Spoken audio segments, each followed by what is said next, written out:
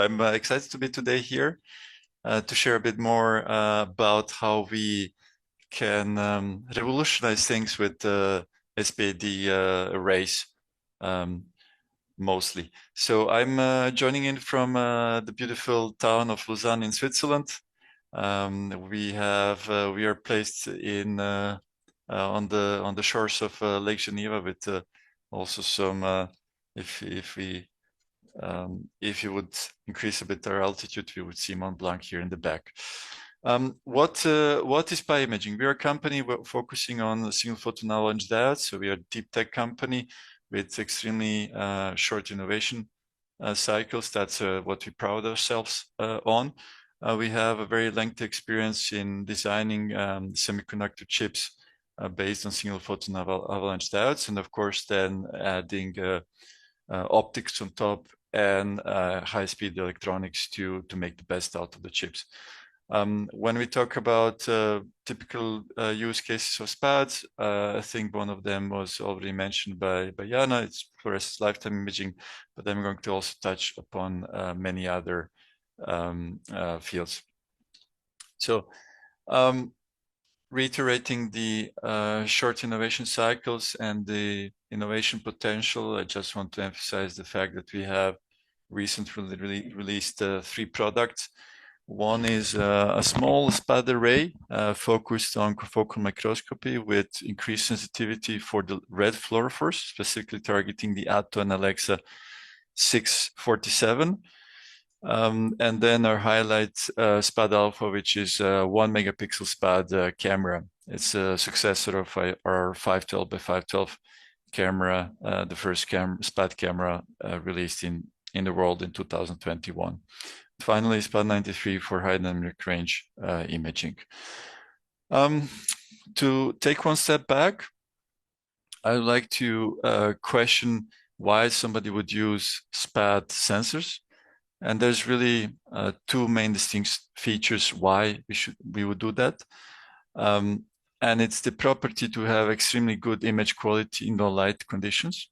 That's just quantified by high signal to noise ratio. So SPADs, they're natively photon to digital transformators, so non-analog noise sources, pure, physics limited statistics. And the other thing is that SPADs are extremely fast. They because of their high electric fields, they have a timing precision in the range of 100 picoseconds, and because they're digital, we can read them out extremely high speed.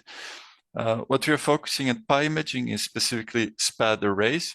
So even though I would talk about SPAD point detectors, point is for us always a small array. This has some very important enabling features for some applications that I'm going to mention later on. If you talk about these 2 distinct features, high signal to noise ratio at low light and then high speed, this maps into particular applications, use cases. So if you talk about low light, then you can go all the way to quantum single particle. If you talk about high speed, which is typically connected to low light, we focus on confocal microscopy, flow cytometry, big field. If you talk about timing precision, it's more related to fluorescence lifetime imaging, and then the end use case application for FLIM is typically, for example, cancer sectioning of brain tumor. As I mentioned, we have 3 product types, so point, line, and image sensor cameras with quite a few detectors out there. What I would like to emphasize that we provide 2 different types of information.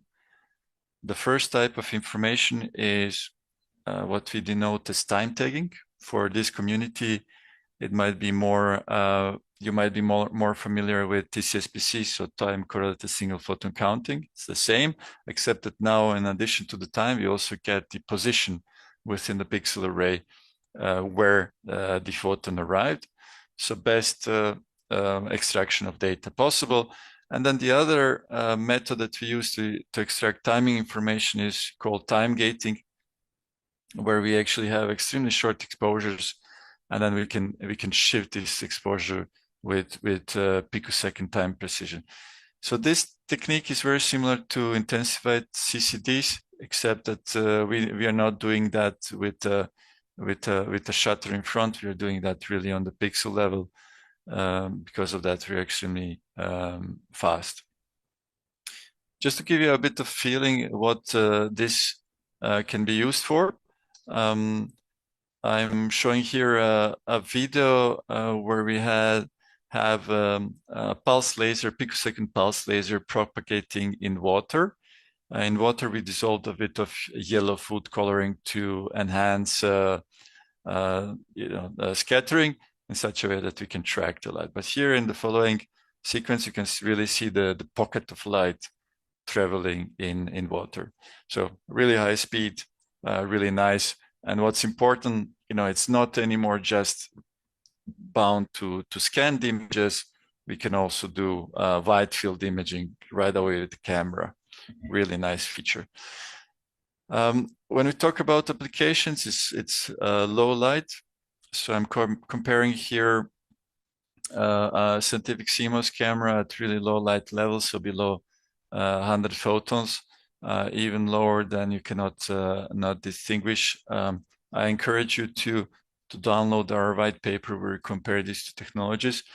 And just as well as highlight, we are soon going to release as well a comparison between EMCCD and SPAD cameras. Okay, now jumping into the core of the presentation, super resolution microscopy.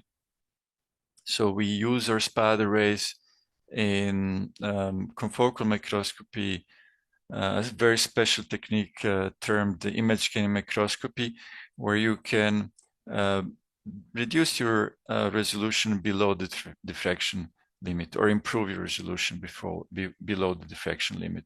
Here on the left-hand side, you can see the diffraction limited confocal data, and then here, second to the right, you can see the increased resolution image. On top of that, what we did here is, in collaboration with our partners from PicoQuant, to then also extract the timing of each photon, and then despite the fact that we had two dyes which emitted the same wavelength, but they had slightly different molecular timing fingerprints, and we can use this differentiation in time to then separate these two channels. So really nice feature also for spectroscopy applications. If you dwell a bit deeper on how this looks in 3D, the difference is even bigger. Typically, we can talk about 100 nanometers lateral resolution and quite improved axial resolution, keeping the sectioning of the fluorescence sample. If we then extract a bit further and we switch to SPAD cameras, one distinct feature that we are enabling is high-speed fluorescence lifetime imaging. Here on the left-hand side, you can see again a cell which was targeted with two distinct fluorophores with two distinct lifetimes. And I wanted to also show on the right-hand side that this is real time, which is also one of the main challenges that we solve in lifetime imaging, that now we can actually do wide field, so extremely high field of view, and at the same time high speed. Okay. Not to dwell too much on this, I would like to thank you for your attention.